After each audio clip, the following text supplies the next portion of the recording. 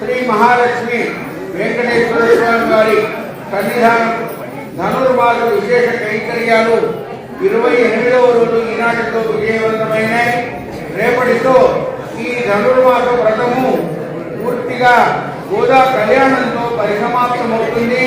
విశేషంగా రేపు జరపబడే దివ్య దేశాలలో వరే మన వద్ద కూడా చక్కగా గోదా కళ్యాణం నిర్వహించడం జరుగుతుంది. రేపటి రోజు తప్ప గోదా కళ్యాణం అనే పేరుతో ప్రత్యేకించి ఎన్నడూ ఎక్కడా కూడా చేయడం అనేటువంటిది సాంప్రదాయంలో లేదు. సంవత్సరంలో ఒకే రోజు జరిగే ఈ విశేషమైన కళ్యాణంలో రేపటి రోజున ఇతోధికంగా భక్తులు పాల్గొనాల్సిందిగా ఆహ్వానిస్తూ స్వామివారి యొక్క కైంకర్యంలో ఉన్నటువంటి అమ్మవారు నిన్నటి వరకు ఐహికములైనటువంటి సౌఖ్య పరికరాల పట్ల ఆసక్తిని కనబరిచింది. ఏదో కలలో పెట్టుకునేటువంటి సువర్ణాభరణాలు, చెవులకునేటువంటి రత్న ఖచ్చితములైనటువంటి కమ్మలు, రకరకాలైనటువంటి కాటకములు, భుజకీర్తులు, ఎన్నెన్నో శరీరంలో అలంకరించుకోదైన వస్తు సమ్మేళనాన్నంతా కూడా భగవంతుని యొక్క మాయా తత్వంతో అమ్మ అపేక్షించింది. అలాగే అనేకములైనటువంటి క్షీణాంబరాలను కూడా కోరింది. అంతలో లక్ష్మీదేవిని కూడా స్వామి వీళ్లకు అనుగ్రహించాడు కనుక ఆ పరాత్పరురాలు వీళ్ల పైన ఉండేటువంటి మాయను ఒక్క క్షణకాలంలో దూరం చేసింది.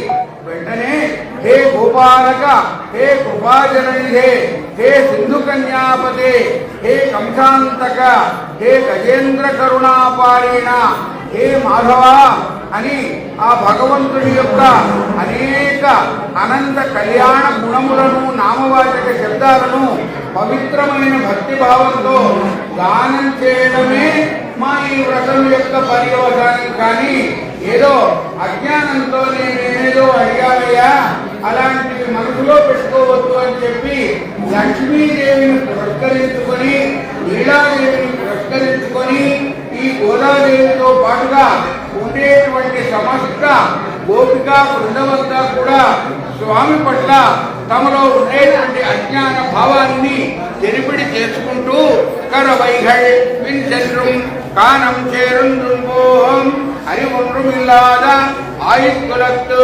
ఓ భగవంతుడా, మేము అడవిలో ఆవులతో, గేదెలతో, పశువులతో ఏదో ఇంత సత్యన్నం వెంబడి పెట్టుకొని వాటితో పాటు ముందుకు వెళ్ళి ఆ అడవిలో వాటిని మేపుకుంటూ ఉండి అక్కడే మాధ్యాత్మికమైనటువంటి ఆహారాన్ని తీసుకొని కాలక్షేపం చేసేటువంటి స్వభావం కలిగినటువంటి వాళ్ళము.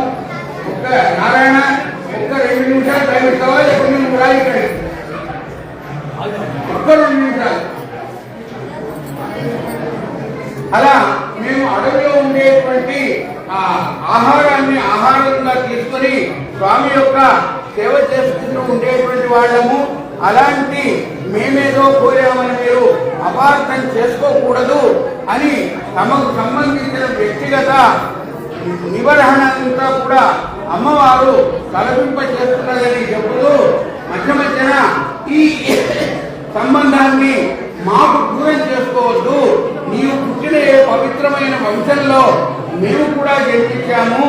ఉరవొండ్రు ఇల్లాద గోవిందా ఉన్నన్నో ఉరవేరు నమక్కింగై ఒడిక్క ఒడియాదు. మమ్మల్ని పరులుగా దర్శవద్దు, మేమంతా గొప్పగా చెప్పుకుంటాం.